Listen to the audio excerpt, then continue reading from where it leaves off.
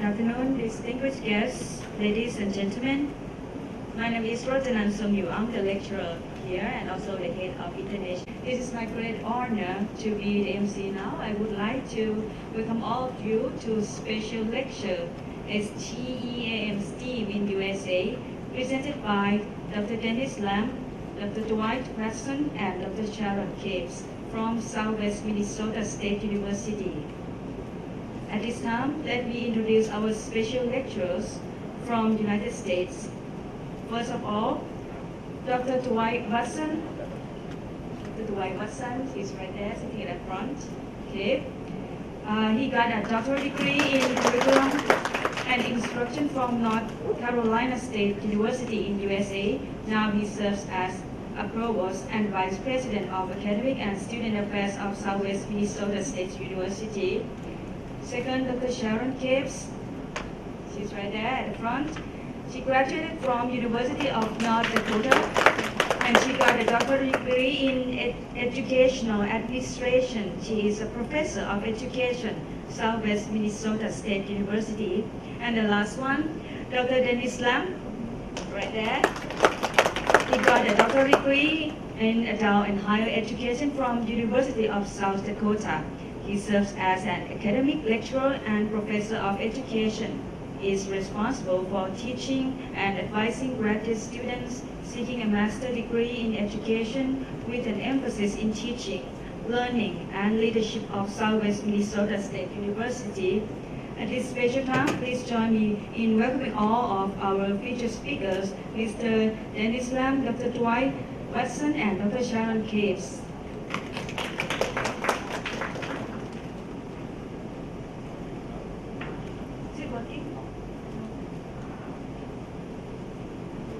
Test. Sawadee Krap. Good afternoon, everyone. We are very excited to be here and have an opportunity to share with you this afternoon.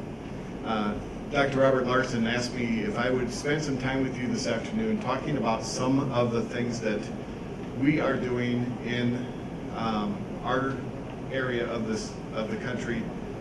We are from Minnesota. And we are very excited to have it. This morning we signed MOU with VRU, and so we are very excited to be here. This afternoon, we're going to spend some time talking about what was once known as STEM education, but now it is referred to as STEAM.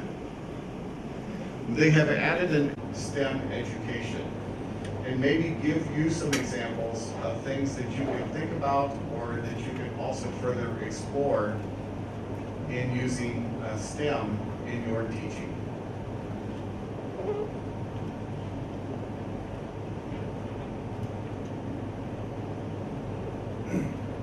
I want to give you a definition to work with, and I found a couple, two definitions that I think will work for us this afternoon. STEM is the creation of a discipline based on the integration of other disciplinary knowledge. Now, what does that mean? STEM, as you know, stands for, S is for science, T for technology, E engineering, and M mathematics. Oh, what a smart group I have in front of me. Very good. So, taking a look at those four academic areas and then also adding the arts, we're looking at ways that we can present information in a new or different way. And so we're trying to find ways that we can get students actively involved with the learning process. And that is one of the initiatives that STEM is helping us accomplish.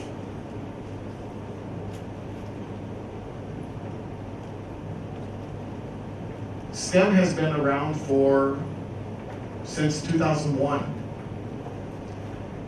So we've been talking about how do we integrate science and technology and engineering and mathematics into our curriculum.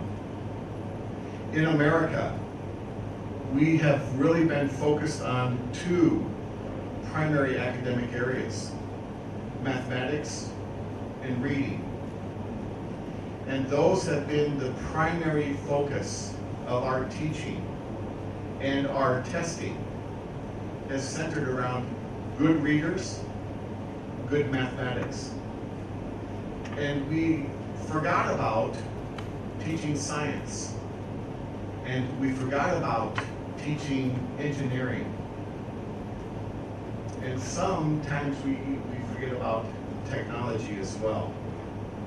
So how do we make sure that all of those areas are brought back to our attention, and that we are teaching teachers how to use those disciplines to keep students motivated, engaged, excited about wanting to learn? Just recently in our state, they just started to test in the area of science. So now teachers have to go back and reteach themselves how to teach science to their students. So again, our focus today is taking a look at what can we do to make those 5 discipline areas real for the students. What is happening in the world around us that students can learn more about those 5 academic areas? I hope that I can share some examples with you today.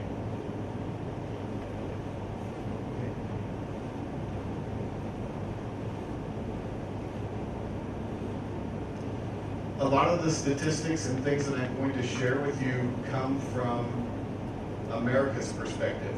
So I apologize, I don't have Thai statistics, but you may see some comparisons with where Thai education is. And I think it's very close, and I have a graphic here that I'll show you. I'm sorry to break the bad news to you, but Thailand does not rank in the top 15 countries in mathematics.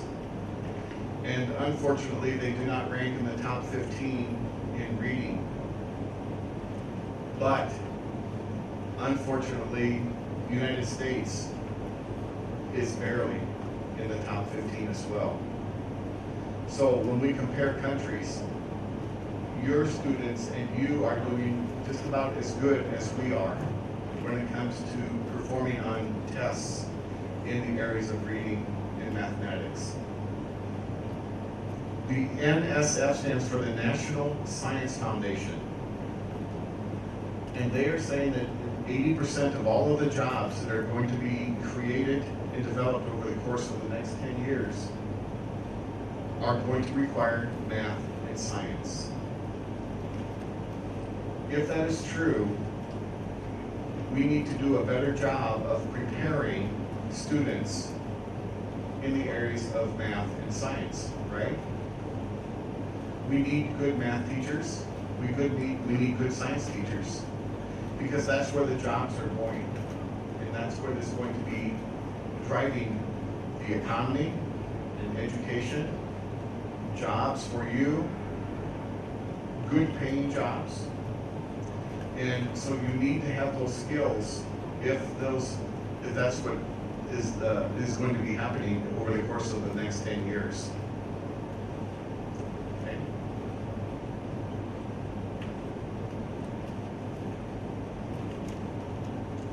15 out of the 20 fastest growing fields of employment and work are driven around math and science preparation. So again, another way to look at it, we need to have math and science as a critical part of our instruction. Right now it's not. And so we have to start shifting and have to start looking at things differently if we want to be competitive. We were talking earlier with some of the faculty, and I know just a little about ASEAN. I mean, but what is driving ASEAN commitment or ASEAN community in this part of the world?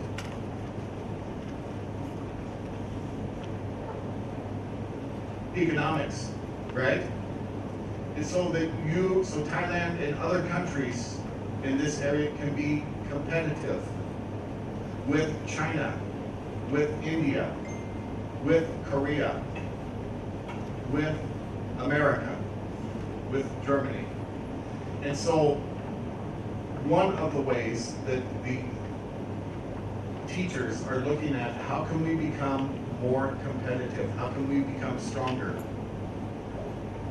this is going to be one of the areas that we have to pay attention to.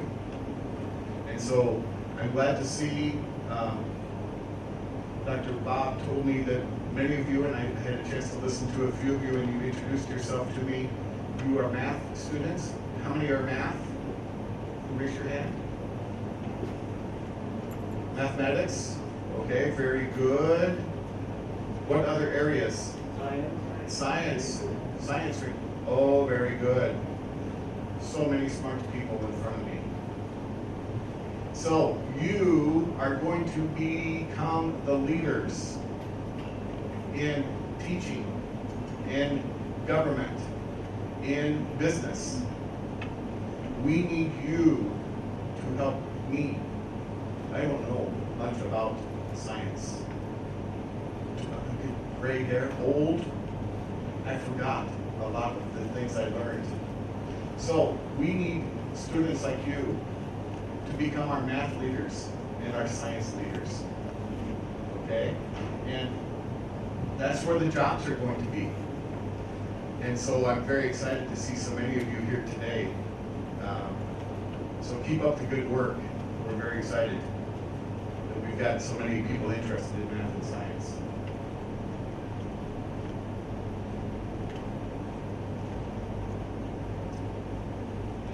This is not very happy news for us from the United States. They did a comparison of students who were in 8th grade.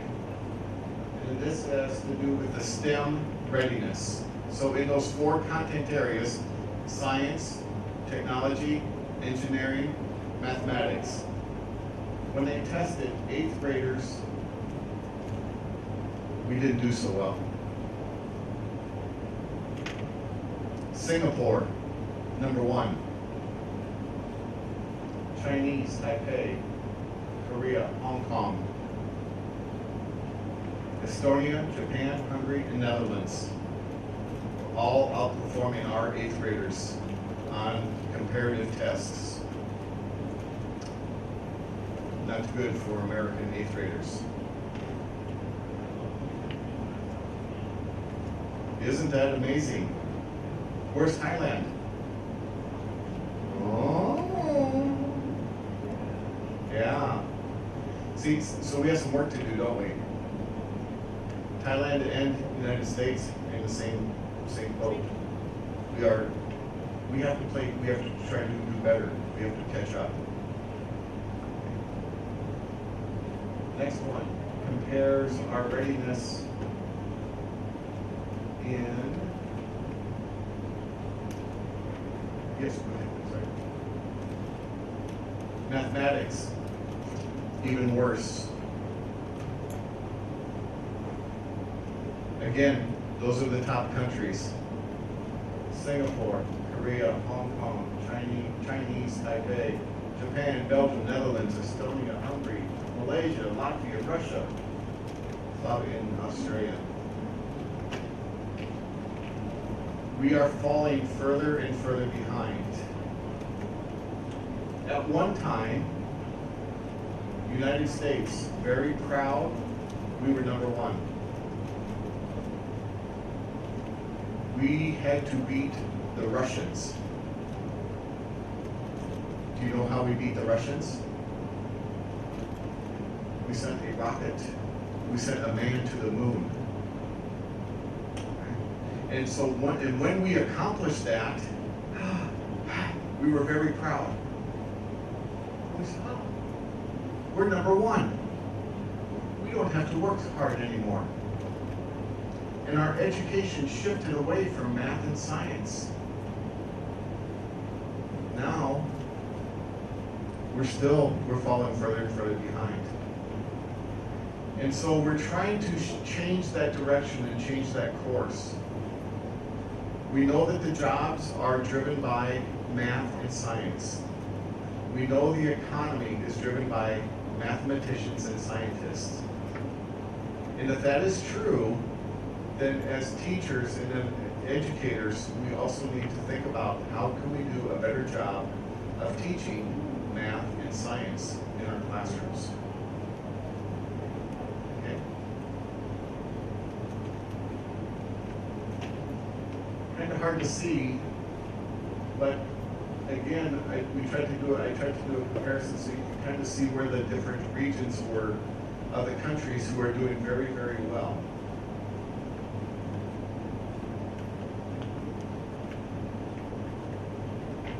What makes the United States a little different than, say, Thailand or Japan or Singapore? We have 50 states. Each state is responsible for its own standards, its own curriculum. Many of these countries have just one curriculum. So every third grade student learns from the same textbook, from the same set of standards. In America, we have 50. So sometimes it's harder to compare sometimes how students are receiving their training or education. But still, when they're given the same test, we have a long ways to go. I looked and looked and looked, and I could not find statistics for Thailand. Sorry, I don't know where you are in terms of number, but you're not in the top 15.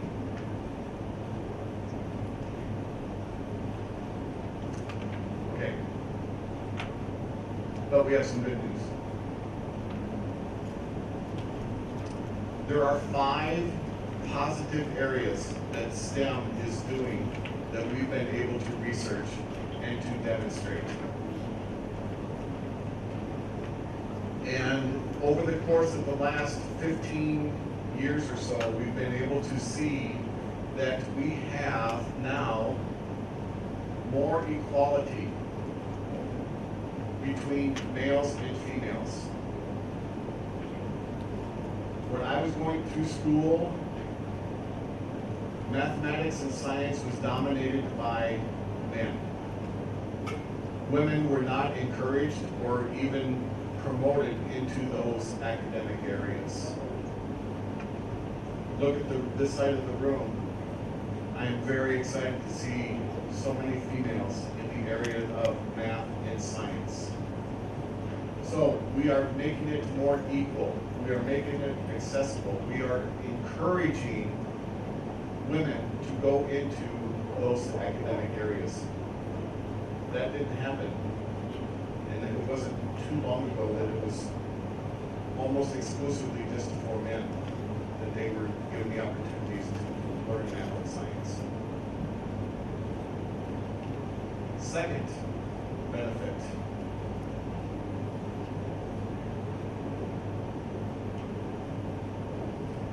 We know that teaching STEM promotes independent innovation. Again, 2 key words there. Independent means that it can operate on its own. Innovation is something new, different, changed, reformed. And so we are trying to, again, promote teaching something new, something different, something in a new way, innovative. Have you heard of the term, we use a lot of phrases, but there's a term, thinking outside of the box? Do you know what that means? Can somebody translate for me?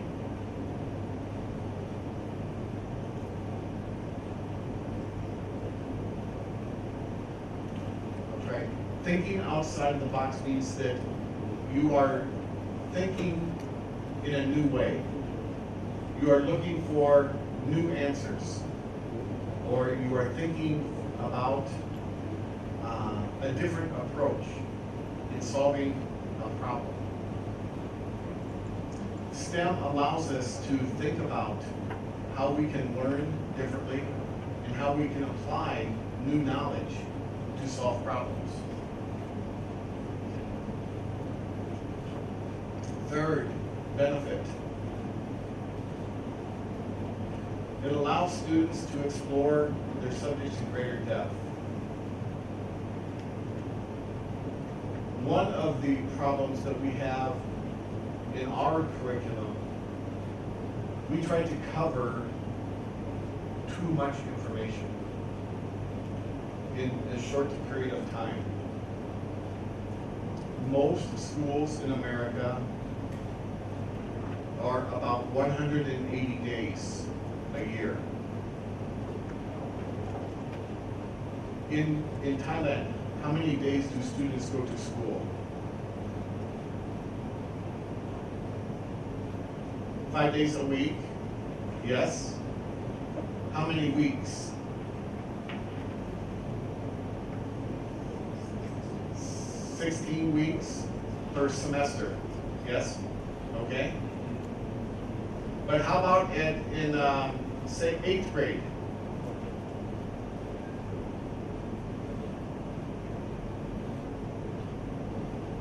You take, I think I read it's closer to about 210 days of school. Okay. So if we compare American students to Thai students, you go to school 30 days more than our students. Japan, 220 days. Singapore, about 230 days. Now, if I could add, if you had to go to school for 2 more months, but I did not add to the curriculum, but we studied the curriculum longer, the chances are you're going to do better in math, in science, and technology, and engineering, right? If I can study it longer and go in more depth, research tells me I'm going to do better. So we need to think about how we can change the way we study our content. If all I do is go to school for 30 more days, but I don't change, my scores will not change. We have to look at how we are teaching and how we are studying that content. So we want to go in greater depth. The fourth benefit, we know that STEM also helps develop critical thinking. And so when we start looking at, are you familiar with Bloom's taxonomy? We want to get into higher order thinking skills. Right now, we focus on knowledge and comprehension because our students have to take tests and they have to do well on those tests. And so we do not spend enough time in critical thinking, analysis, application, evaluation, synthesis. We need to spend more time processing, thinking, looking at things differently. And if we don't if we cannot get into critical thinking, we are not going to understand what we need to learn. So again, very, very important. And our fifth benefit is better prepared for college. Yes. Yes. You go back one? Yes. Okay. So there are some words on this graphic, and I think you have it in front of you as well. But I will try to point these out. One of the critical thinking skills is called reasoning. A second is dealing with analyzing. How we process information, how we examine a problem, how we come up with a solution, all has to center around letting students have opportunity to explore and to discover and to build on what they already know. Another word is generate. Could be create, to come up with something new or different. To interpret, to make it so that you understand it. And taking information that you can use in your classroom or in your school or in your community. The two over here on the right have to do with making inferences or inferring the knowledge and then evaluating. Did it work? If not, what do I have to change? If so, what do I have to do to make it better? And so as I'm dealing with all of those areas of critical thinking, I don't have to use them all at once, but I want to engage my students in looking at things from a different perspective. Okay, so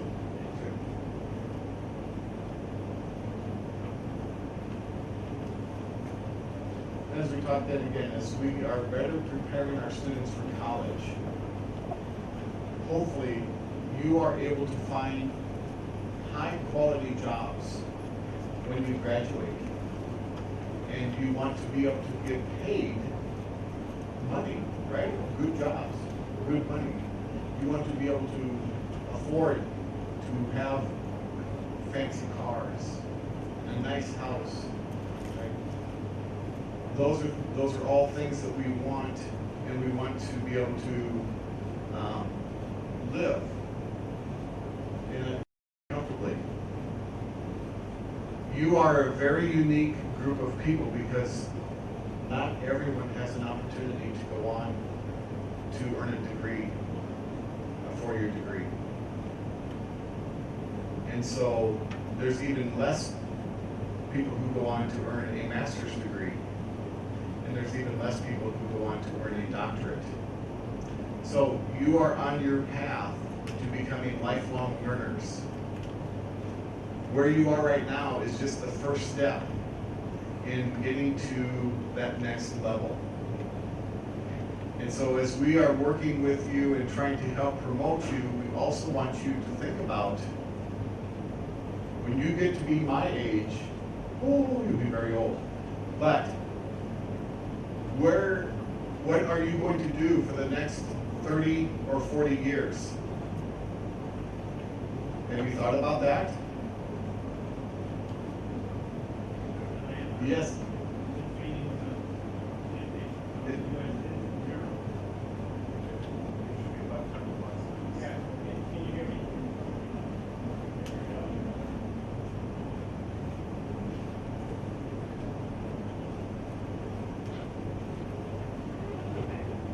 I was just reading some statistics from the U.S. Census Bureau about what you just said. 21% of U.S. Citizens have a four-year degree, only 21%. So a lot of times other countries think that the U.S. is a high-day learning country and everybody gets a college degree, but only 21% gets a college degree, so it's very rare. Wonder what is the percentage in Thailand? That would be an interesting fact for the students to find out. How many students get a 4-year degree? If somebody has their phone and you want to look it up and you want to let us know while you're here in the lecture, that would be good too. Thank you. So if we were to take Dr. Watson's example, in your row, only 1 out of 5 would be going to college in America, in the United States. Not very many get a 4-year degree. So, again, keep working hard because we need you in these areas of math and science. We need you to become our leaders.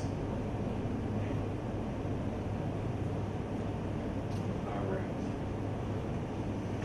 Here's what I want you to do. I'm going to have you break into small groups. And I think what, let's see how I can do this.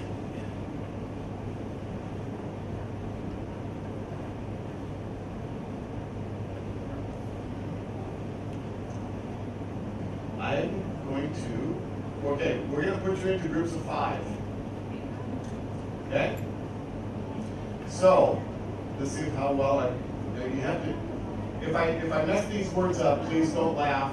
I think I tried to remember in Thai how to count 1, 2, 3, 4, 5. So you have to test me now to see how I do. But correct me if I don't say it quite right. So, Nung, one, Song, Song, C,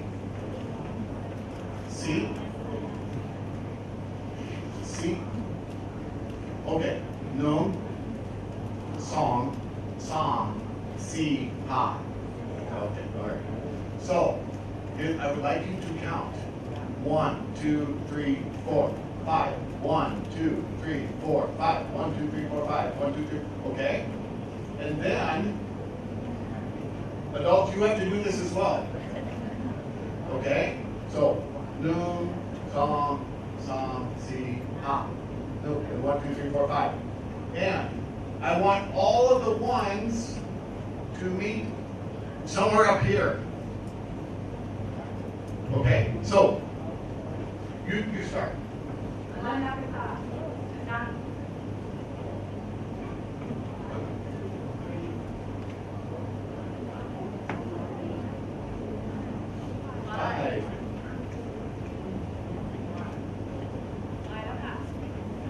What? 1, 2,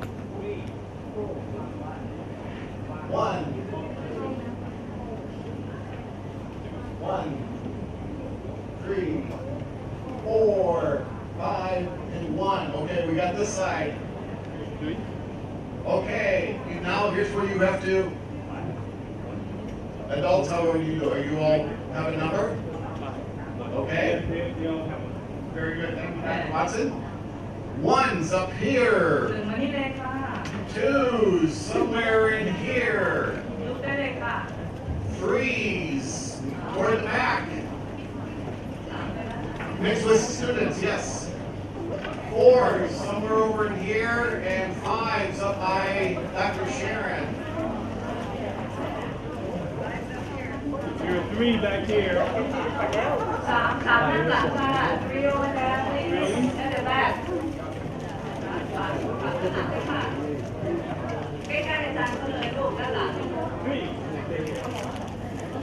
ยืนตรงนี้ค่ะภาษาอยู่ตรงนั้นค่ะ3ที่ตรงกลางด้วยตัว2และนับ2อยู่ตรงกลางค่ะ 3's back here. 3's by Dr. Watson, 5's by Sharon. 4's over here.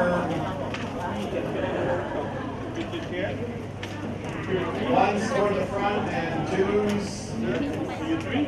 in the middle. Number 5, over Dr. Sharon. Good. See her? 5. Oh, Have a seat. Go ahead. yeah. Three, we'll sit back here. You have promote equality between men and women. I want you to discuss or talk about in your group the differences between what math and science with men and women that you have experienced or things that you have seen. Okay? Pros and cons, plus or minus, between men and women in math and science. It could be jobs, it could be in your schools, in your community. Okay? Is that? Is she something that? Group 2, you will have independent innovation. How does STEM help create new inventions or change what we are doing today in business? Think of how things are changing with technology, how our lives are changing with new inventions. Is that okay? It's fine. And this is group 5? Yeah. Oh, these are my 5s. Okay. Oh, 3. Oh, with three, sorry. It's okay. So 3s. Subjects and greater depth. Okay?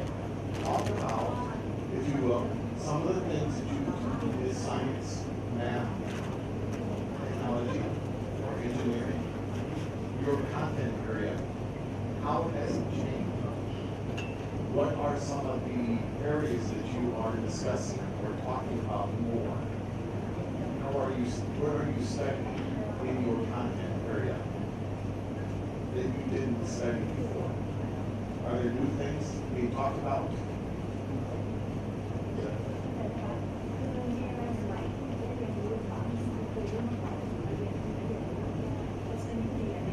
The new things are being talked about. Yes, yes, yes. Okay. Doris? Okay. You have critical thinking. So you can look at that.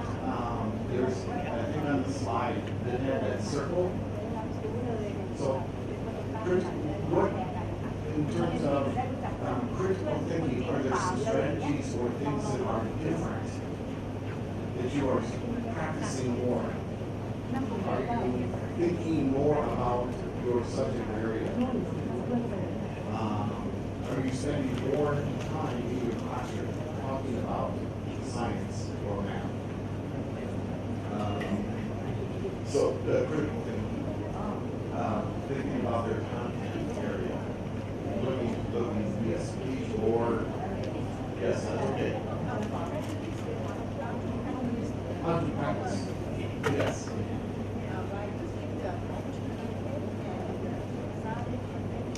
Yes, yes. Depends on your area. Yeah, okay. So, share with each other critical thinking. Oh, how do you learn? Yeah. What parts of critical thinking?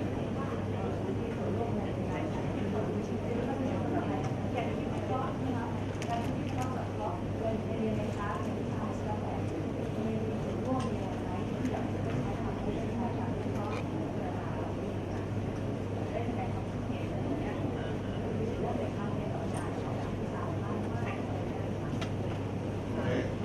So we have teachers, yes, and we have students. Oh, are they the same? Do they think the same? I don't think, I don't know. So, just talk, yes, yes, okay. Group 5, we have some students. And we have teachers. Okay. Are you better prepared for college today? Students, if yes, why? Do you think you are better prepared? science, maybe in high school or even elementary. Teachers, are you better prepared to teach math and science today? What skills do you need to help you become a better teacher? Okay, so students, you share. Are you better prepared in math and science? Teachers, are you better prepared to teach math and science? Okay?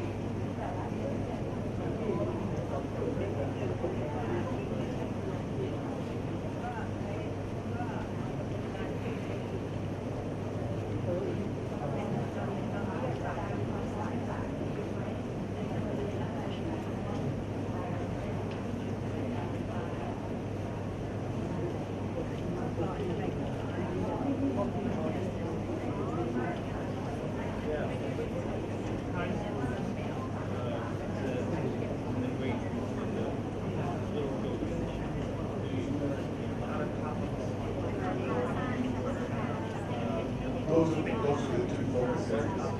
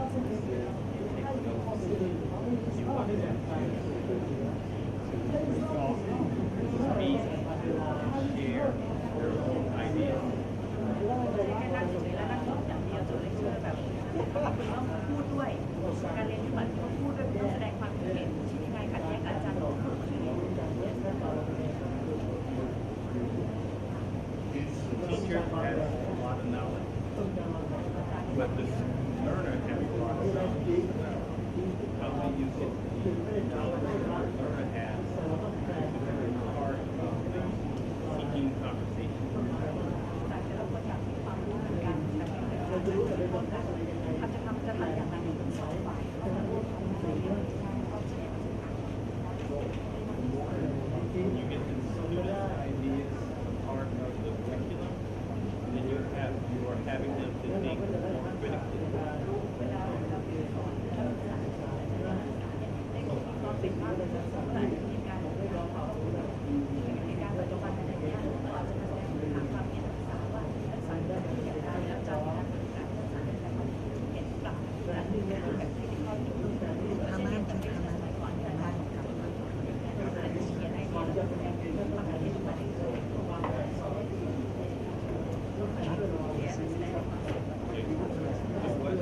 What are some of these ideas that you might have teachers get your students to think and participate to be more involved?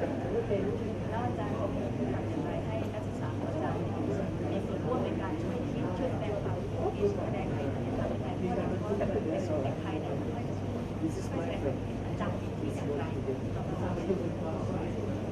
The same, these are students who are going to be teaching about, so they have to think about their teachers, how are they going to get their students more involved? Yeah, so they're going to be teachers. เขาบอกว่าต่อไปจะต้องเรียนในการศึกษาต่อไปตอนนี้ที่แบบนักเรียนแต่จะสอนให้เด็กเนี่ยมีความมีส่วนร่วมในการเรียนในการสอนให้ความน่าเกรงใจให้เด็กๆวิธีการเราจะสอนเด็กให้มีความเข้าใจและกล้าแสดงความเห็นในชั้นเรียนอาจารย์ให้เด็กเขาพูดเรื่องการเรียนอะไรอย่างเงี้ยประมาณนี้ก็อยากรู้สึกนะคะจะถามเลยถ้าปัญหาได้ก็ถาม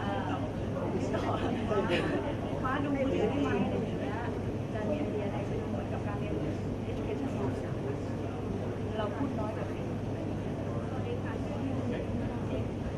แชร์ไอเดียค่ะก็เริ่มได้เลยว่าเนี่ยอาจารย์ตอนนี้ทุกคนเป็นอาจารย์ทำยังไง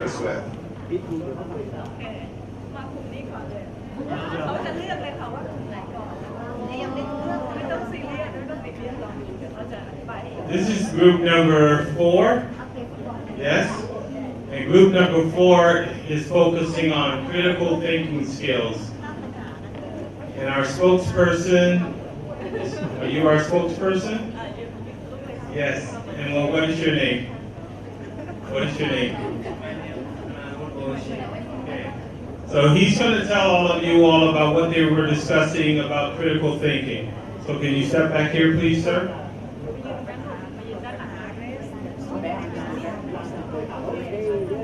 Okay, if everybody can listen to our first spokesperson. Okay, I will talk about critical thinking skill. The first, I think, give some problems to students to find something to find answer. Okay, and give have a workshop to students to find and how to solve a problem, how to find a method to solve problem. Get them. Okay. Well, now say it in Thai. You did it in English. Now say it in Thai. อ๋อครับ โอเคครับ ก็คือเราจะให้ปัญหากับเด็กไปก่อนในขั้นแรกแล้วให้เขาหาวิธีการในการแก้ปัญหาของเขาในการให้เงื่อนไขของเขากับเขาไปแล้วก็หาวิธีการของเขามาครับว่ามันถูกต้องไหมแล้วเราก็ค่อยมาปรับมาจูนเพิ่มความถูกต้องให้กับเด็กสอนความถูกต้องให้กับเด็กครับผมครับ Thank you.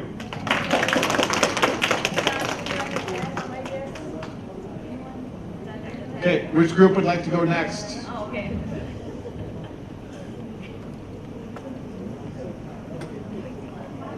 Oh, you? Oh, number one. Okay. Number 1 over there. Number 1. This is promoting equity. Okay. And your name? Good afternoon, everyone. My name is Will. I'm a lecturer in General Science in English program. Yes, in our group, in the first topic is promote equality between men and women. Yes, in our group, this explain and describe about this title. The first one in the side of school or in university. Okay. Okay. Okay. In school or in university, in mathematics, the men is the women is better in thinking carefully and have a lesson. So in science and in science, the women can most of women select or choose it for study or teaching in biology, and the otherwise in men is can better in decision thinking. In men can thinking in of mathematics, so most of men choose to study or teaching in physics. Okay, and next is in life, daily life. The women are better in decision thinking, in problem solving.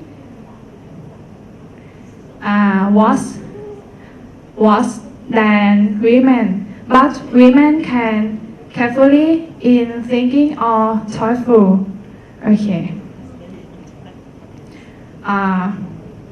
In the job, almost header are men.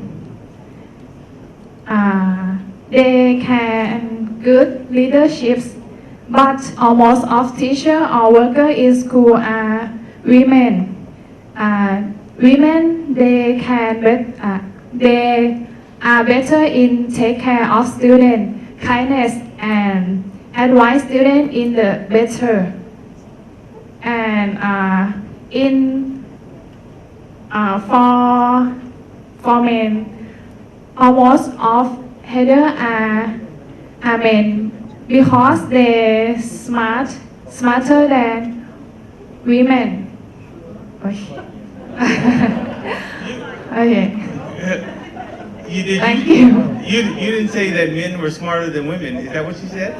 No, I hope she didn't say that.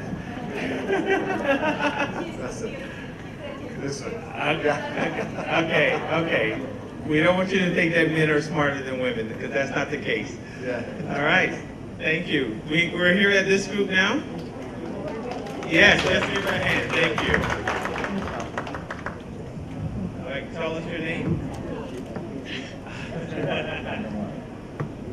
Good afternoon, everyone. My name is Acharya Bengal. My major is General Science English program. In our group, we have a topic how to better prepare for college. I'll divide three types of problems. The first one is physical. Physical is sleeping enough and eating enough. The second is mind. About mind is don't serious about problem. Focus on content and change to mindset. And think positive thinking. The last one is brain. About brain is reading content before going to the class and review content that have I learned before. Yes, finished. Thank you.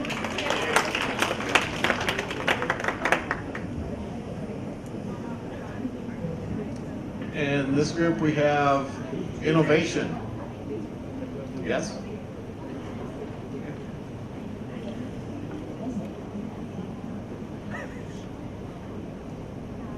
Good afternoon, everyone.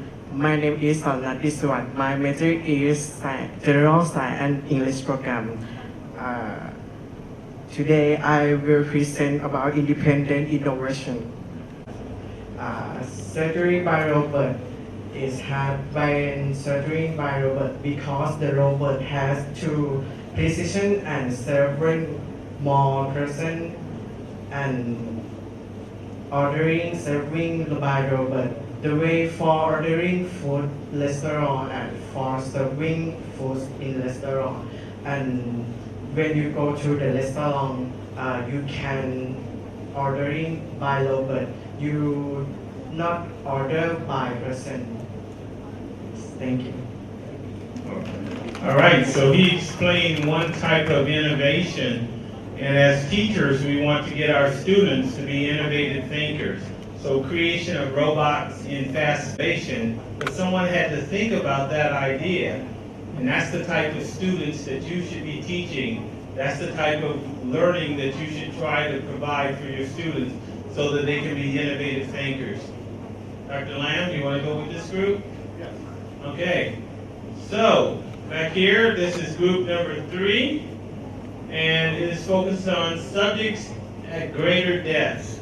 How are we going to get our students to not only learn the surface stuff, but also the deeper meaning? And they're still in healthy conversation, but we're going to choose one person to present. Right here.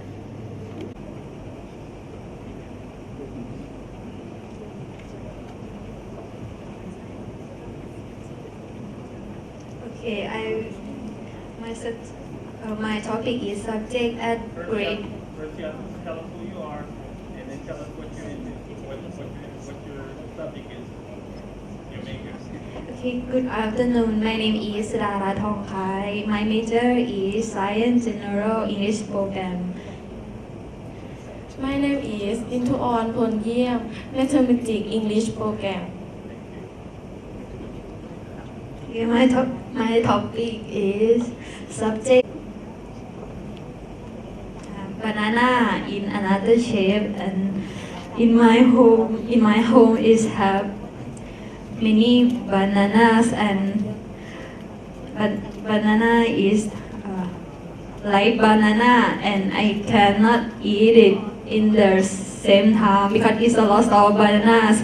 So I think how to make banana to save a long period, right? And so I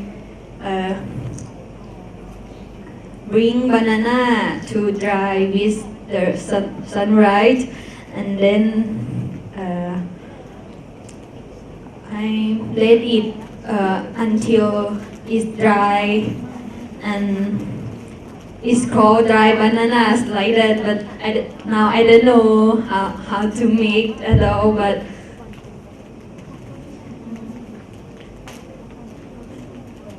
sorry, so excited.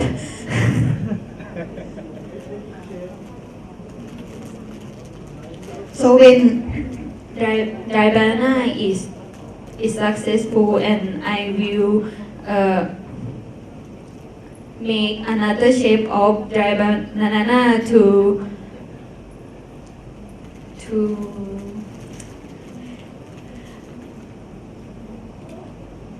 interesting more than dry banana, another banana that we will saw in the shop on store, but I will make another shape and like a star, like a cartoon, right? As is too interesting more than another dry banana in the store, right? Thank you. All right, thank you. Thank you. So this group took it one step further. The concept was to talk about how do you focus on a subject at a greater depth.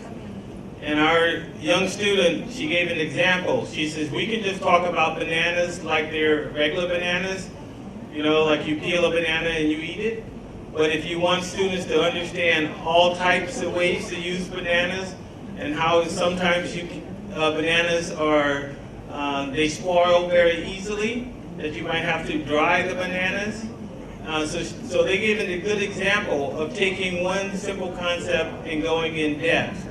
And we want to make sure that all of our students, our Thai students and our American students, understand concepts not only at the surface level, at the ripe banana level, but also at the deeper level, is that sometimes you have to preserve bananas so that they can last a long time. So that's a great example. Thank you. Doctor does not stand over the patient anymore, but he is looking at a computer screen to perform very delicate surgery.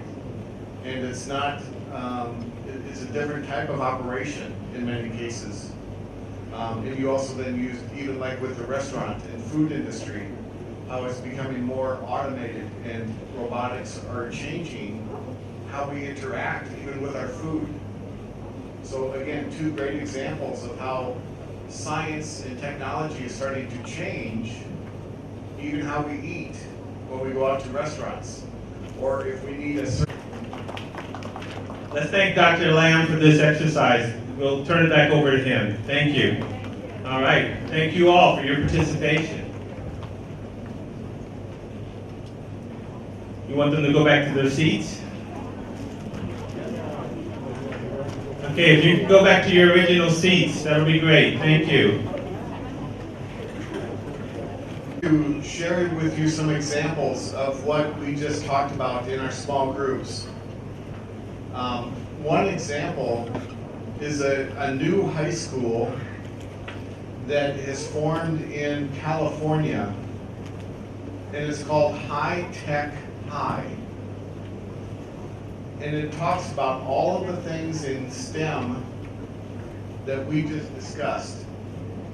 How boys and girls, or men and women, are working side by side, trying to solve problems, coming up with solutions, thinking deeper, coming up with new innovations, looking at their subjects through a different perspective, problem solving, communicating with each other. And so I have just a short video clip that will show you how some schools in America are trying to get their students better prepared to use STEM in developing their own knowledge. Yes.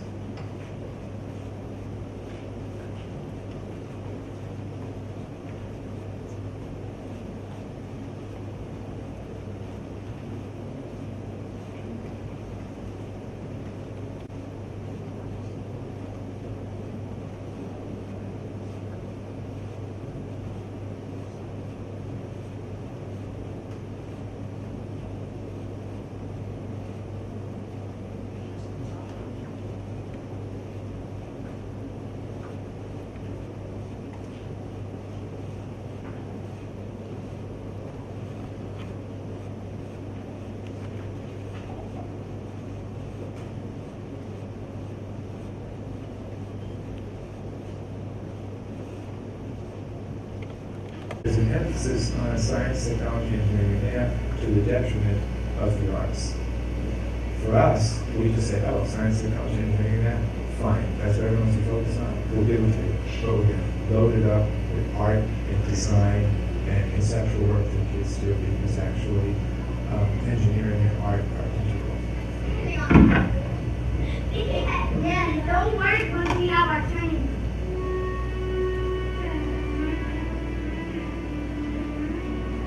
A few things that I think made this happen. One of them was the same one in law school in my early 20s, and with a toddler. And I supported myself as a carpenter. And right after law school, so I probably should have, I got a job teaching carpentry, working class kids, high education in law school. When you're doing carpentry, you're in some really easy to put the math, to put everything else in. Like, why is it 2.4, 1.5 by 3.5? Kids really want to know that when they're sophomores. Well, basically, it's less than capitals, because they used to be 2 by 4s. And then they made the 2 inches 1 7/8, and then they made 1 3/4, and then they made 1 5/8, and then they made 1 1/2. So if you look if you're doing a retro of a house, you can read how thick the wood is, you'll know when the retro is. That's one thing.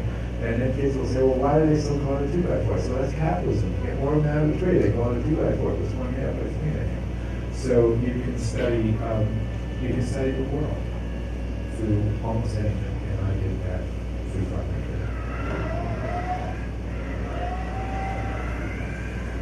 It takes about 6 weeks to build a robot. We don't just build the robot, we also compete as far as competition goes. Everything that we do, we put it all into a document, we stand in front of the judges and say, look at us, this is what we do, this is, these are our achievements, and we kind of like try to say, like, we're the best, and we want you to recognize that. We've had a increase in girls this year, which was really cool. It's a really enjoyable thing, and it's definitely great because it involves the community as well. When you're in carpentry class, or in automotive class, or whatever class, you feel like you're doing, oh, this is what adults do. Now I'm finally in an adult milieu, and so they've got purpose, they've got reason. That's what's kind of lacking in other settings. And it's our obligation to get the math and the biology, just pack it all in there, because now you basically got their attention. So you essentially, you just start with them. For me, construction, when I was doing inner city work, was really about urban planning high school, where kids are not specifically trying to become carpenters, but rather looking at the vast unmet needs within their own community, just like urban planners or community high school, looking at the underutilized resources in their own community, and then using the school in the carpentry class, for example, as a fulcrum, where we're marshaling underutilized resources to meet unmet needs. So no, it's a social change agenda that you really get from doing this. It's not about now for specific applications. It's not asking a 15-year-old to mispredict what they're going to be doing as an adult, because they don't know. 100 years ago, maybe they did. If someone had told me when I was 15 that I would spend my adult life in high schools, I would have ended it right there.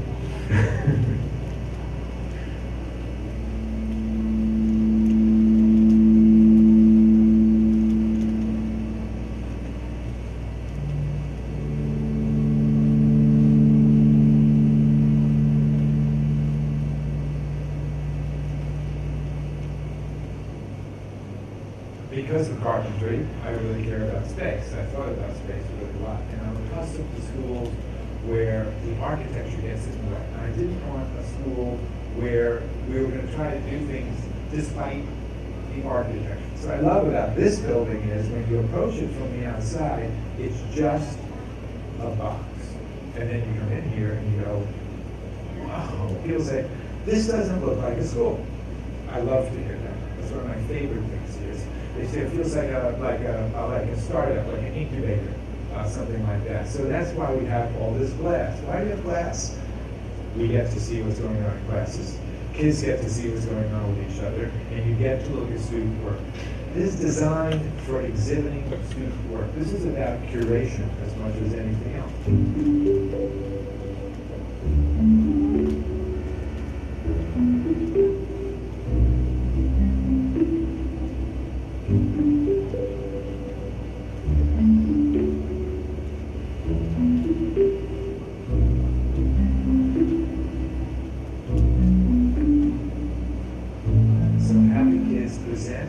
Their work regularly gives us a benefit. And the benefit is that we all look at the work that the student says, oh, that is really good work.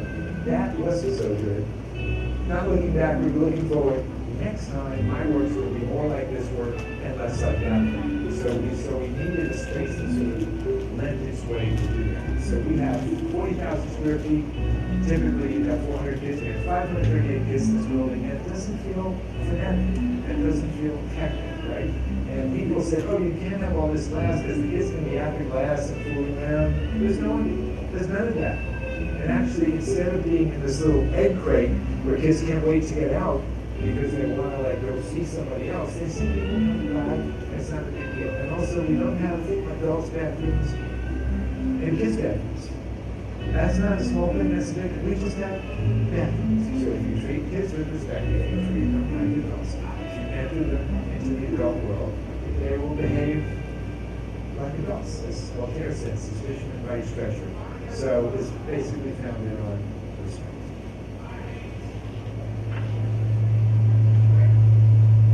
People always say, oh yeah, but this is really great, but we're just work with purely with disadvantaged kids. I say, well, what makes it easier for us and would make it easier for our country if we honored groundwork supportive education and we really had integrated schools. Is it as advantageous for my kid to be with kids who are disadvantaged here as it is for kids who are disadvantaged to be with my kid? And that's what it takes to create a society. That's the point of creating. That's what Jefferson said. The purpose of public education is to preserve the public. The purpose of public education is to create a public. But it would be disadvantageous because it's more difficult when you've got kids who all go home and no one at the table went to college. So here we get the peer effect. We've reversed the peer effect. I got an example of that. I've got a dad who is a custodian in San Diego State who called me up, and his son got a full scholarship to a very elite private college and was just graduating. He called me up weeping a little bit and said, remember when you told me when my son first came here 8 years ago? I said, what was that? He said, you told me that he was going to be going to college. And I asked you what I needed to do. And you told me nothing. And you told me that we reverse the peer effect. And the pressure, the social pressure here is you're going to college, where do you go to college? So that makes it easier here than if we were, for example, back in the council where we only had to have us and then the haves. And it's not because the haves there's nothing virtuous about it. It's just that it's beneficial to have integrated.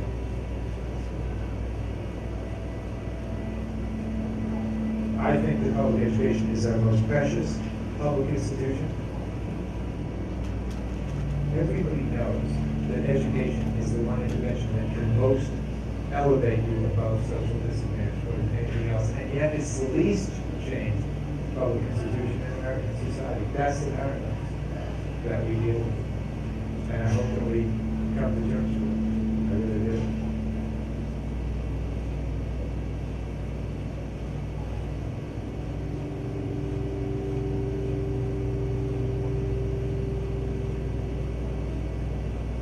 We need to be evocative. We need to be midwives with teachers and find out how they learn in high schools. What were their most memorable learning experiences? Draw that out of them, ask them to write down on a piece of paper. It was a project, it had a mentor, it involved community, there was risk of failure, there was recognition of success, there was a public exhibition. Well, this didn't come from the central office, this didn't come from the state legislature. We just asked you how you learned best, and you are describing precisely what we think would be really.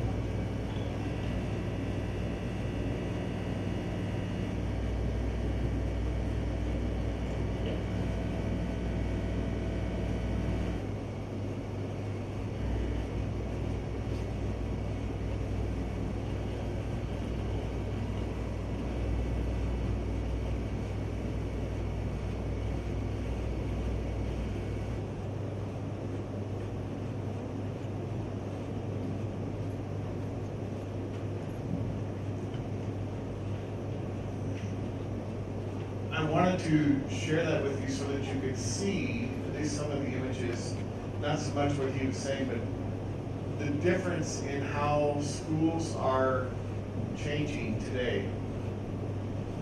One of the components at High Tech High that makes it unique or different is that every student has a chance to be successful when they go to that school. One of the statistics is that 97% of the students who go to High Tech High go on to college. In Minnesota, where I live, right now it's about 50% of the students are choosing to go on to get a 4-year degree. Students, how many of you are the first ones in your family to go to college?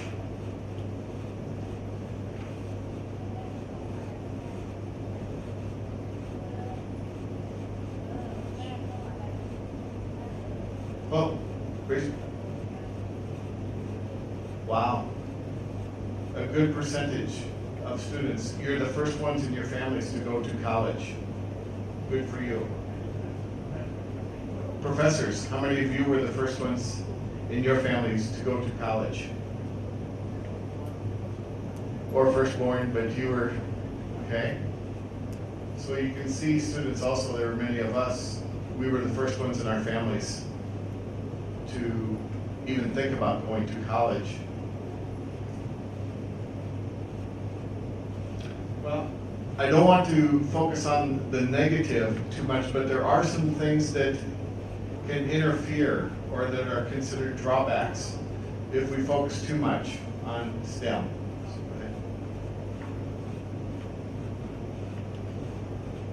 In American education, we have a tendency to teach in isolation.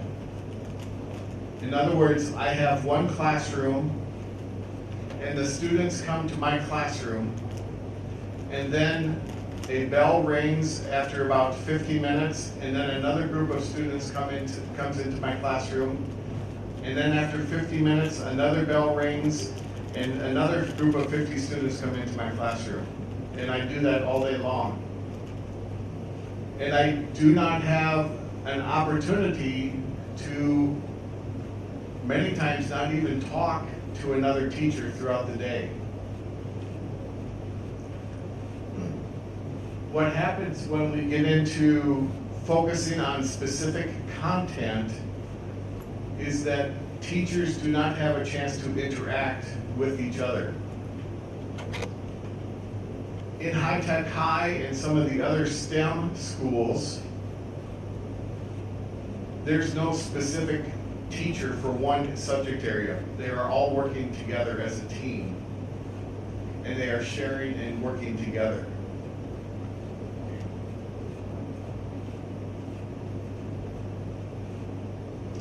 We have no real clear-cut guidelines to follow. Nobody really knows for sure what we're supposed to get accomplished.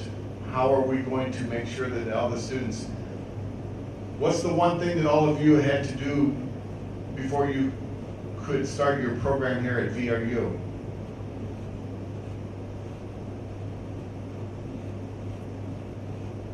I think I know the answer. Students, what did you have to do to come to school here? Did you have to take a test? Did you have an exam? Yeah? Not everyone got to come to VRU, right? Some students, because they did not score well on the exam, were not allowed to come to school. We also have similar things where some students cannot be admitted to the programs that they want to pursue. Some schools, we have different guidelines, we have different expectations. One of the biggest things that gets in the way is money. We just don't have enough materials. We don't have enough resources. We cannot pay mathematicians and scientists enough money.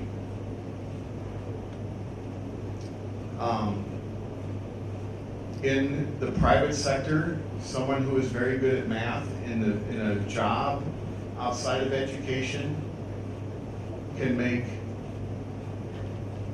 maybe sometimes close to $100,000 if they're very good at what they do. Or an engineer can get paid lots and lots of money. We do not pay our educators very much money in comparison. And so it's, but technology and training costs schools a lot of money, and some schools are just poor. They don't have the resources, so they cannot provide the same training or the same opportunities.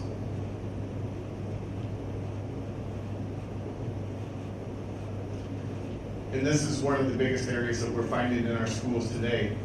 We just don't have qualified teachers teaching math and science. And it's even worse in the rural areas. people don't want to live in the small towns. They want to live in the big cities. They want to live where there are theaters and shops and stores and things to do. And so it's difficult to recruit and to keep teachers in those rural areas.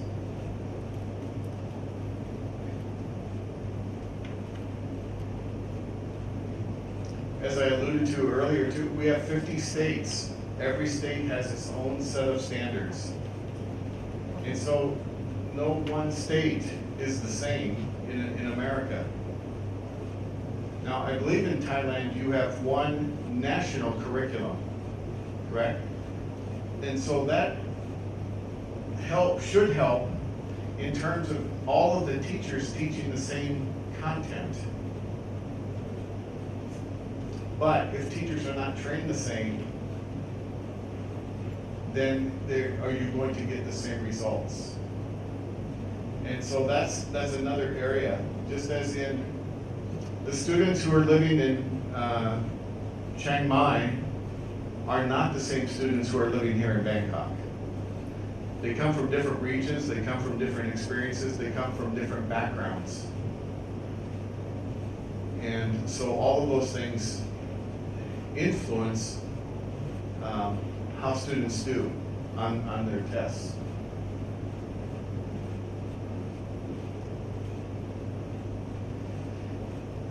And what we're really finding is that, especially in the areas of math and science, in America anyway, our elementary teachers do not have the depth of content knowledge in the areas of math and science. They're very good at the English and language arts and reading, and not as strong in the areas of the STEM technology, or the STEM curriculum. So we have to do a better job of trying to prepare our teachers in the areas of, in particular, science and math.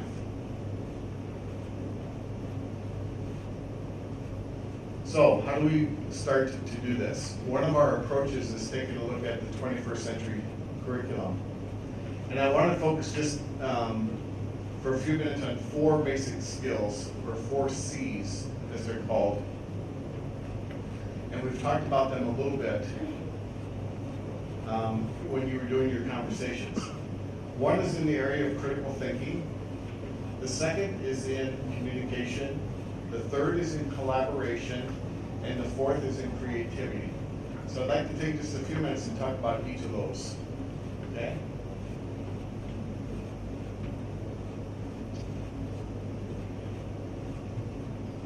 Tony Wagner is an author who wrote the book, The Global Achievement Gap, and he talked about 7 survival skills that every student should have when they graduate from school.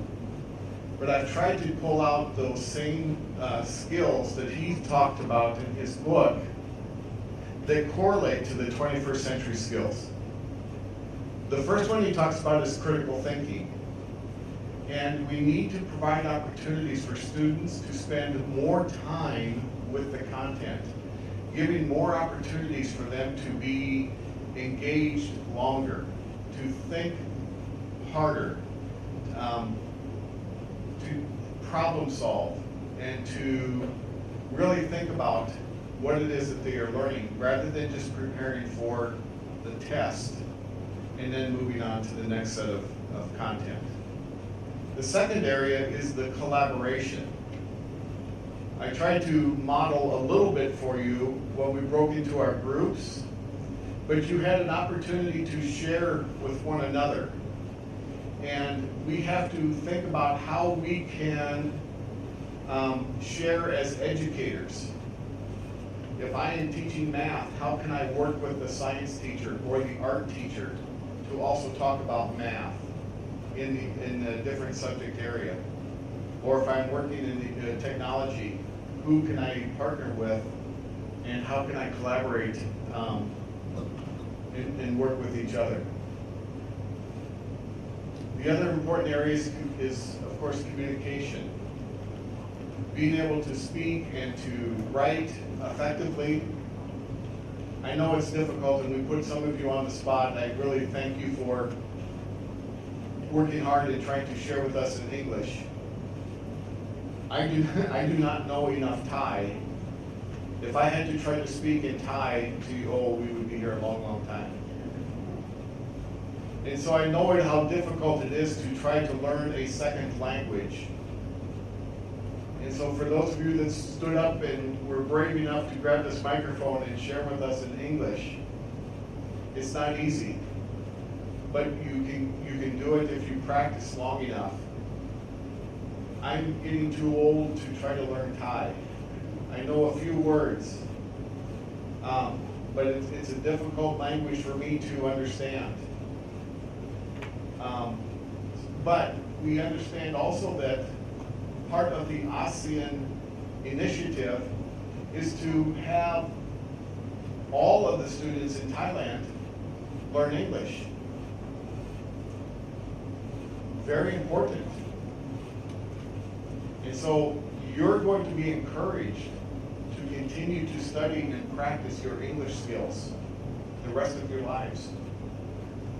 And so if you are not confident, if you struggle, it's something that you are going to be encouraged to continue to work on. The last one is probably the most difficult one to measure, but it may be the most important one of that list in terms of using STEM in our teaching.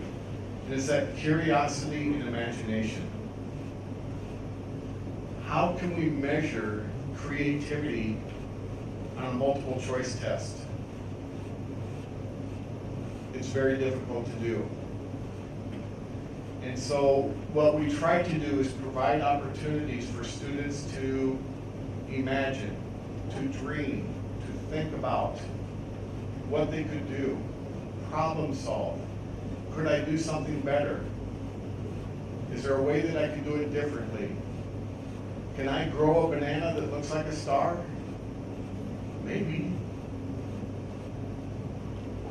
We already have doctors that are doing robotic operations. So there may be different ways that we can do things. And so we try to provide opportunities for students to think about things that might be, or are there different ways that we can change it? Is there a way we can do it differently? Okay.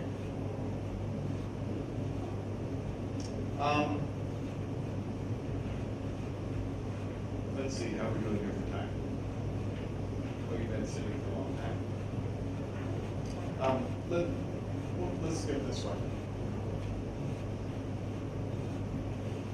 Okay. I'm going to start to wrap up here, so please, I want to go share with you some examples of what we're trying to do in Minnesota, and in particular where I live, with bringing the 4 C's and also STEM into our teaching and working with our students. We have an organization that is helping sponsor putting STEM into the classrooms. Now, in Minnesota, we've added an A, which we now call STEAM, because we are also focusing on the fine arts. So not only are we bringing in science and technology, engineering, and math, but we're also including the fine arts with that. So music, dance, and then the visual mediums, drawing and painting and so on. And so we're trying to incorporate those areas as well. So we have an organization that has been spending almost $1 million so far in providing technology and training for our educators. In the area that I live, let's see, I live here, and we have what are called we have counties. In that region, we have 24 school districts. And there's about 12,000 students who live in that region. Okay? And so, what that organization did is that they hired a director to think about how could we get technology into the hands of students, and what are some of the things that we could do to have students working more with science and math and so on. And so they have purchased almost $1 million worth of equipment, and they are now training all of those teachers in how they can incorporate the technology into their classrooms. Okay?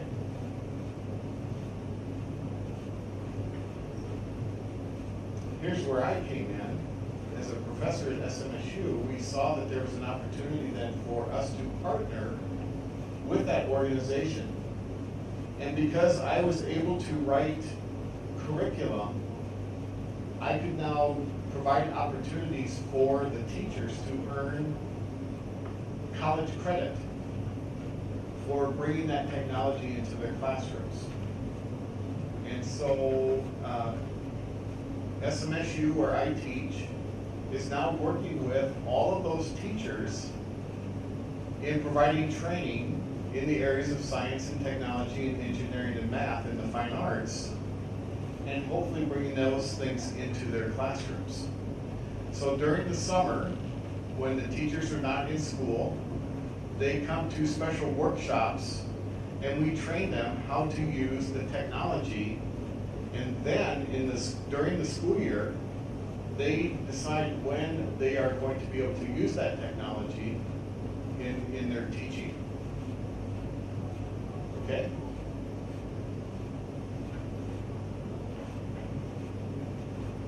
So this last summer, we had 5 of those 24 schools and about 150 teachers that participated in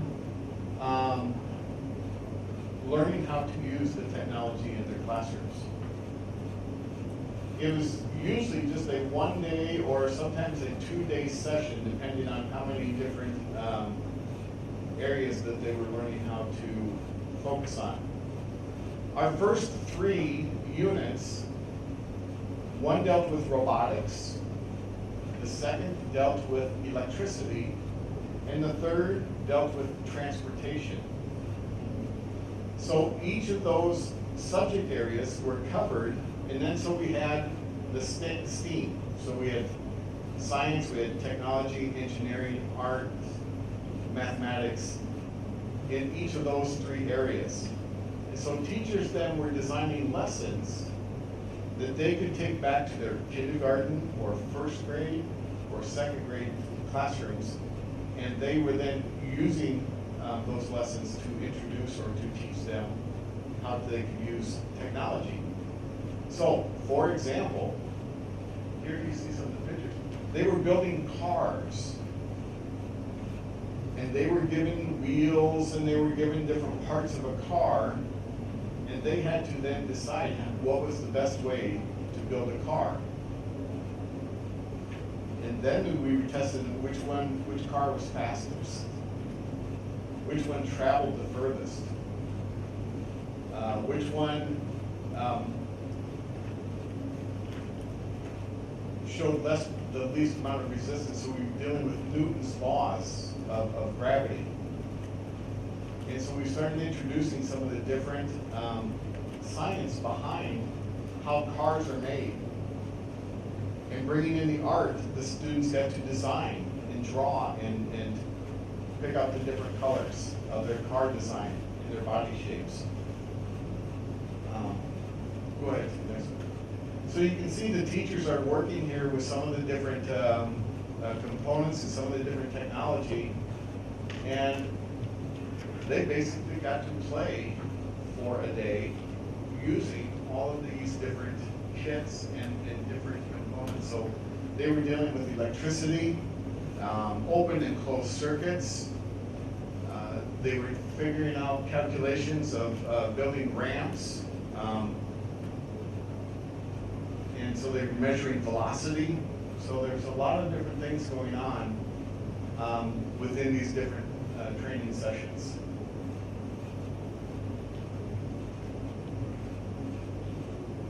Some were driven by software and computers, and so there was an opportunity then for them to also then do some programming to make their robots do certain functions or to do certain skills. Okay.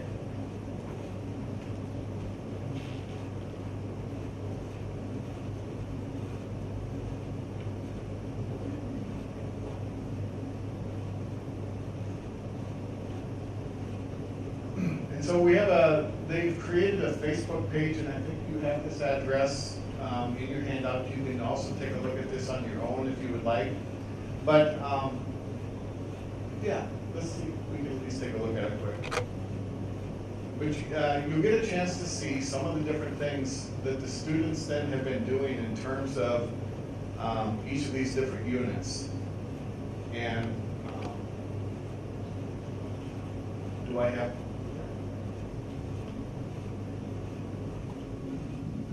Asking for money.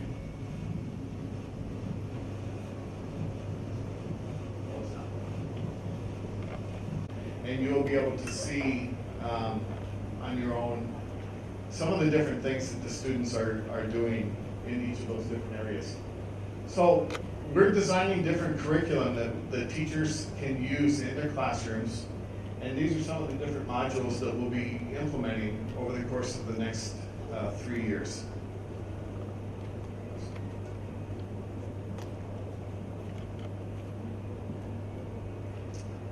Then also to help support the STEM lessons, the teachers are using a constructivist model, and they are then putting together then the reflections based around those different teaching strategies. So you go ahead.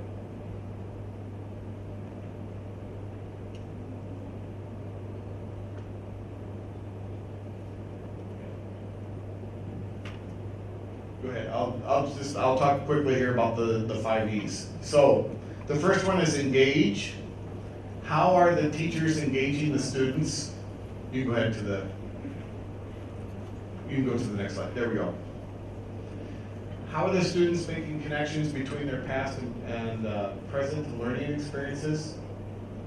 And how do we get them thinking about what it is that we want them to do? And so we give them a problem, or we give them a situation, and they have to then try to decide how they are going to solve that problem. We want them to also explore, and so we give them opportunities to just build and see what works or what doesn't work, and we give them the materials to explore. And so they're looking at what skills do they need, what materials do they have to have, what information do they need to be successful. Third is we have them explain. Tell us what you did, how did you do it, what did you do, and how then the teachers can then also build on what the students know and what information do they have to have in order to be successful. And so then as a teacher, I can, if they misunderstood or they don't have an understanding of that skill or concept, I can make sure that I provide an opportunity for them to know what I want them to learn. And so we practice and we can rehearse and we can, I can demonstrate and I can show them examples of what it is that they need to understand. Go ahead. Yeah. The fourth one is to elaborate. So again, here's where they have an opportunity to go much deeper. So when we're talking about having that understanding of going deeper with this content, spending more time with it, they get to interact longer with the material. They share with each other. They're working in teams. They're questioning So when we go back to those 4 C's of communicating and critical thinking, they have opportunities to work with each other to get that information. And then the 5th E is evaluation. How do we assess what they've learned? How do we check to see that they have a key, an understanding of those key concepts? It's not through a test. Many times it's through demonstration. And so they get a chance to see firsthand what it is that they are working on. Okay? All right. I have here, and this may be more for the students, for those of you who are still up, but teachers, you can kind of look here too. I was only able, because of the distance and the travel from the States, I couldn't bring all of my toys with me. But I did bring a couple of examples of the sphero balls. Are you familiar with the sphero ball? Yeah. One of the things that we teach is our robotics, and we'll teach the students programming language through the use of the sphero ball. So I've got a couple of iPads up here, and I have a couple sphero balls. So maybe we can split up into 2 groups, and one, I think there may be enough area up here, and we can maybe send another group toward the back, and we'll give you an opportunity to play with the sphero ball, and you can drive this, and you can use the iPad to move this around. Okay, so students, if you will, let's see here, maybe, how about the first 3 rows, you come up here, and then the rest of you go back by Bob, and then we'll bring the materials to you, and you can take turns, and we'll give you a chance to play here a little bit.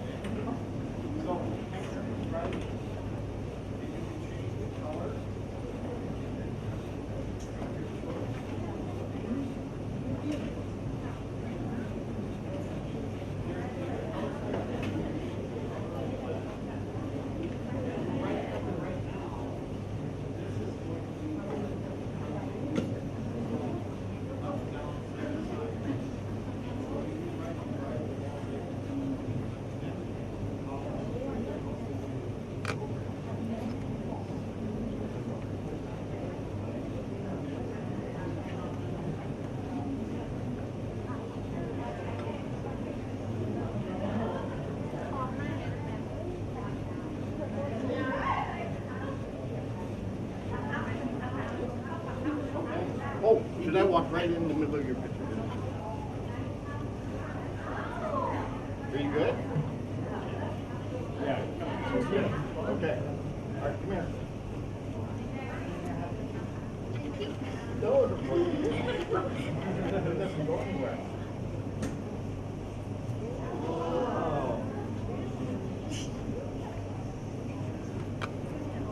Okay. Here, I want you to play. I want you to move the ball. Okay? So, it goes up, down, side to side. This is just slowly, slow. And then color of the lights. So, take turns and just try to make it move. You start. Share.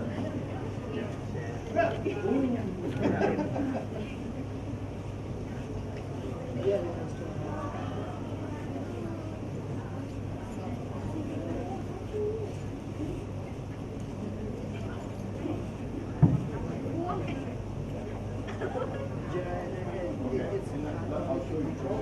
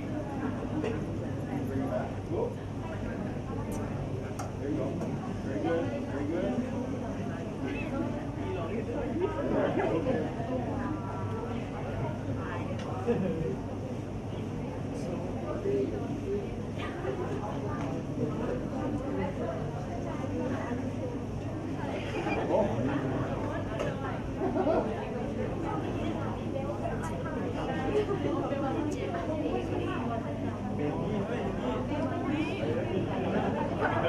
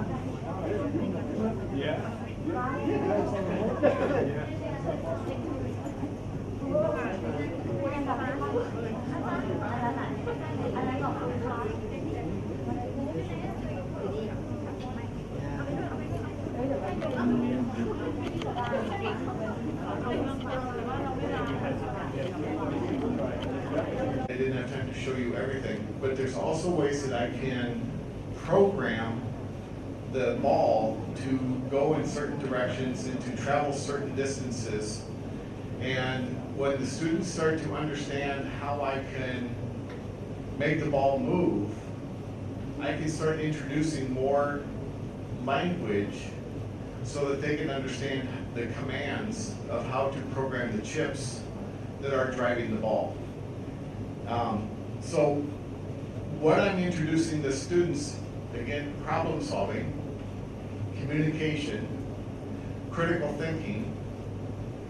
They get an opportunity to play what they think is play, but really what I'm teaching them is how to start understanding the language of programming that's tied to the technology.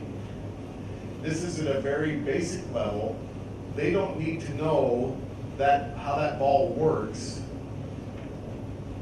what makes it work inside. They don't need to know that, but what they do need to know is, what do I have to do to make this move? How do I get it from this end of the room to the other end of the room? And so we start introducing them to the basic language, and then I can start adding different pieces to it that become more difficult. And then the students can start programming, and they can start dealing with other parts of the robotics. Then I can start talking about the different diodes and the nanotechnology that went into developing and creating this ball. I was not able, there's also a robot that is, in essence, about 3 of these that are larger. I didn't have room in my suitcase to bring along with you. I was going to try to bring it. But it also will talk to you, and it will operate by voice command rather than through the iPad. And so I can program it. It will recognize my voice, and it will not do anything for you because it only will listen to me because I'm the owner. And I can tell it to do different things. And so again, I'm teaching the students how to have an understanding of basic programming language. So that's just one of the many examples where the students have an opportunity to work with the technology. And again, we have different kits. We have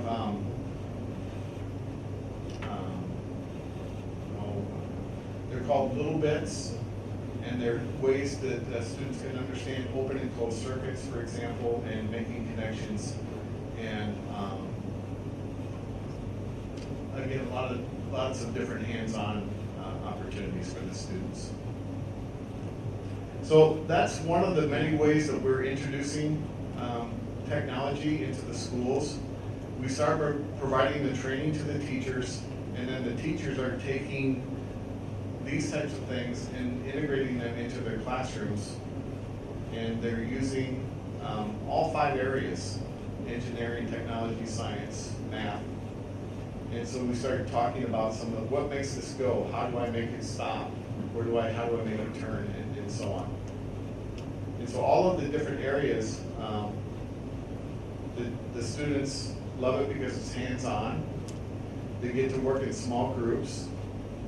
So if I had a classroom of 25 students, I would have maybe 13 or 14 of these iPads and Sphero balls, so that there would be maybe 2 students working together. And they would be problem solving and sharing together and communicating with each other. I know it's very difficult for everyone here to have a chance today. I couldn't bring 15 with me. But I wanted to be able to share with you some of the things that we're doing. As we wrap up our session this afternoon, are there questions that you may have or things that you would maybe want to know more about? Do you have any questions?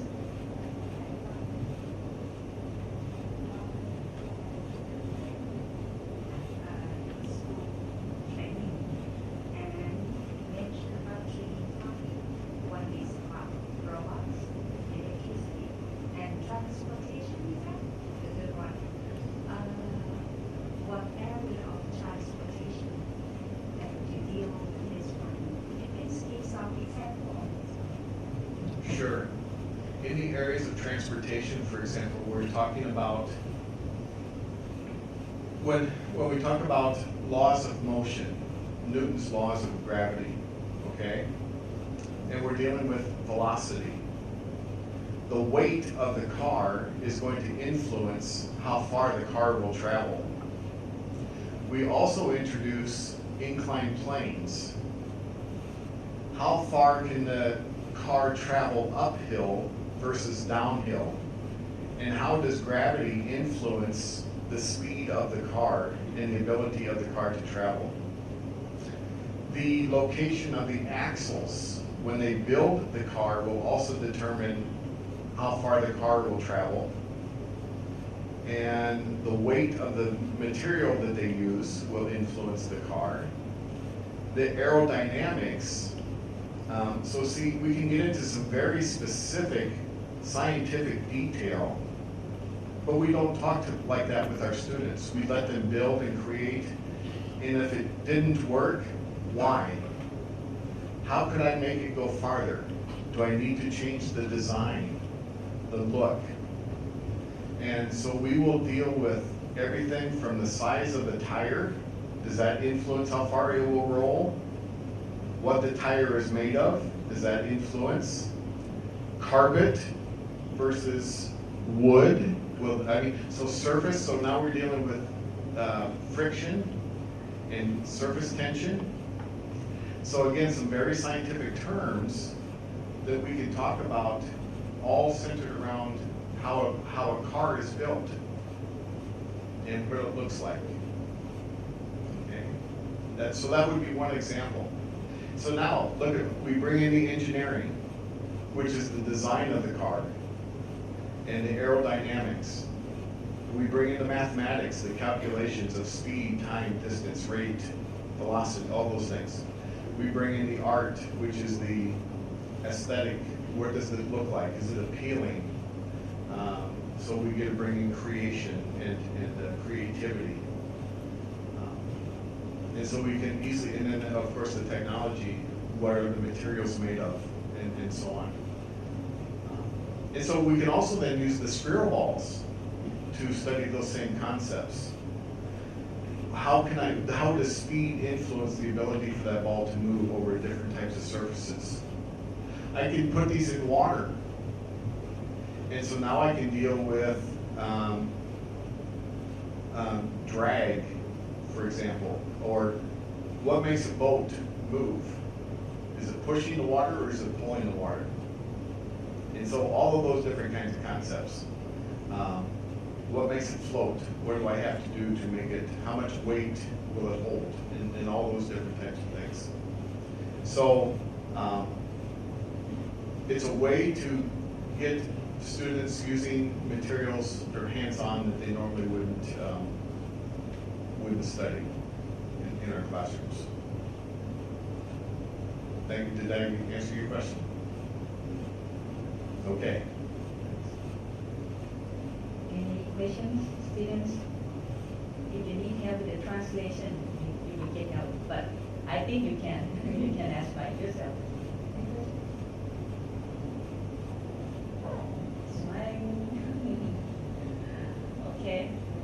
Oh. You want to play? Where can you buy? We have stores, Radio Shack, or there may be other electronic stores where you can go. They may have these. I was sure these cost it'd be about 900 baht, so about $30 US. You can buy cheaper ones, but they don't last as long. These I can't hardly break it. Okay, and so they're pretty sturdy. They're pretty durable. They can take a lot, so the students can not really hurt it. This is called a spiral ball, like a sphere, circle. Yeah. Yes, and so. Yeah, so then what I'm teaching the students, is a free app that I can download on my iPad, and it then syncs through the internet. Free app, what is it called? It is called Lightning Lab. Yep, and it's a free download, but you need to have this ball in order to sync to the software.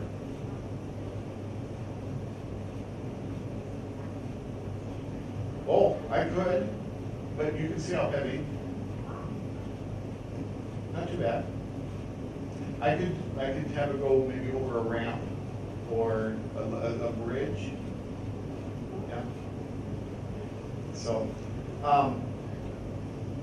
If you go to Spiral Ball, and you can also look at they have different video clips on YouTube, and you can see different lesson ideas of what teachers are using to teach how to integrate this technology into the classrooms. Okay. Again, I just gave you just a very small sample because it's hard to show you in a group this size, but you can see some of the things that are changing how we teach. Anything else? Thank you for being a wonderful audience, and thank you for participating today. I hope that you have learned a little something about STEM and what we are doing to try to help our students become better using STEM in their classrooms. And I wish you the best of luck as you continue your studies. You are all going to be leaders in the areas of math and science, right? Yes? Yes? Okay. Thank you all very much, and thank you teachers also for coming. On behalf of Walayongkorn Rajapat University and the Royal Patronates, I would like to thank you, Dr. Dwight Watson and Dr. Dennis Lam and Dr. Sharon Gibbs for a valuable special lecture and great activity. Thank you. At this precious moment, I would like to invite Dr. Robert William Lawson, the lecturer of the Faculty of Education majoring in Mathematics in English program, to give us special thanks to our guests. Please welcome him. I asked 2 students to help me, so if those students will come here. These are actually the leaders of just finishing third year science and mathematics, English program. So, you know, it's hard to do alone, so maybe they can help me. So what did you think? Was it good? Okay. Do you have some comment? For the team here? I would like to say thank you all of you. I promise I will apply information about STEAM in my classroom in the future. Thank you very much. I'm Priyapon Prapes. On behalf of a student, mathematics student, I would like to say thank you all of you for give a knowledge of us. I will apply your knowledge to be my classroom for to be the perfect teacher, for the best teacher in the future. Thank you. Thank you very much. And on behalf of everybody here, I would like to thank you and your team for what you've done. But I also want to thank everybody that came. We had almost 100% of science and math English program students. So it's just wonderful. Thank you so much. And one other thing, I think we have some presentation for them too, but one other thing before we leave today, we have some of the students that are doing artwork and drawing, and I've asked some of them if they brought I know at least one person did. I want to show what the people that are here, what they do, you know, and I think we're trying to do some of the STEAM, and we're also trying to do it in a class called General Education. And it's a 9-hour class on Friday, kind of like your weekend classes. So, once again, thank you very much. We appreciate it a lot. Thank you. And what do you say, students? Thank you, students. Thank you. Thank you, teacher. Thank you, Dr. Robert William. Okay, now may I invite Associate.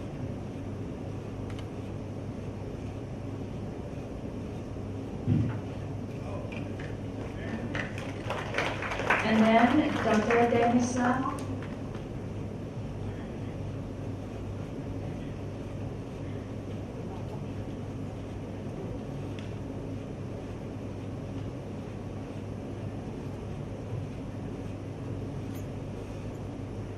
And Dr. Sharon Hicks.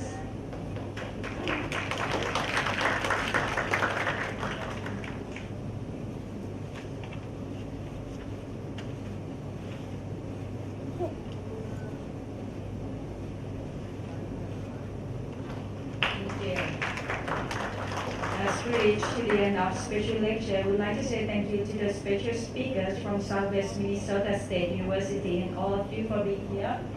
Without all of you, this special lecture would not have been possible. Thank you and see you all next time. And maybe we take group pictures at the front, all of us, and also the students, please come to the front. Group pictures, yes. And our